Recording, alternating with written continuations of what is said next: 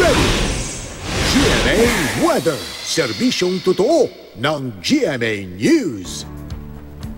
Hi, good morning, Rhea. I missed you. Yes, at good morning po mga kapuso. Unang Lunes sa buwan ng Agosto at dakong tanghali po asahan ng pagsibling ulan o thunderstorm.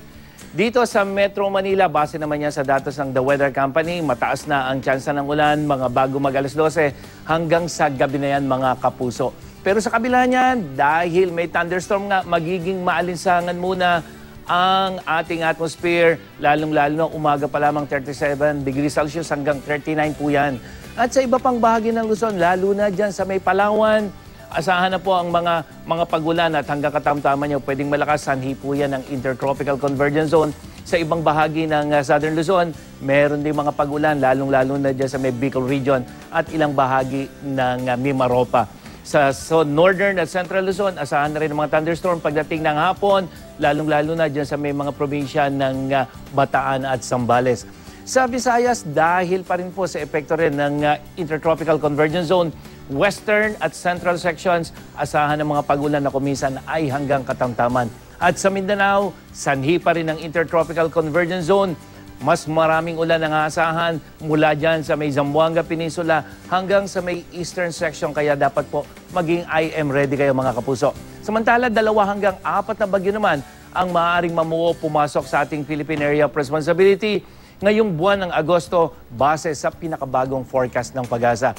At posibleng maging malakas po ang mga ito dahil mabubuo ito malayo sa atin, malapit pa yan sa international dateline, katulad na lamang ng bagyong binabantayan natin. At sa normal cyclone track tuwing Agosto, ang tsansa po ng landfall at pananalasan ng isang bagyo ay dito sa may Northern Luzon, o kung hindi naman ay lilis ito dito sa ating bansa. At bunsod nga ng naranasang El Nino phenomenon, mas posible po yung pag-recarve o mas malayo yung bagyo dito sa atin. Yung binabantayan natin itong bagyo dyan sa may Pacific Ocean na may international name na Typhoon Sodelor, posible pong maging isang super typhoon mga kapuso bago pumasok sa ating Philippine Area of Responsibility.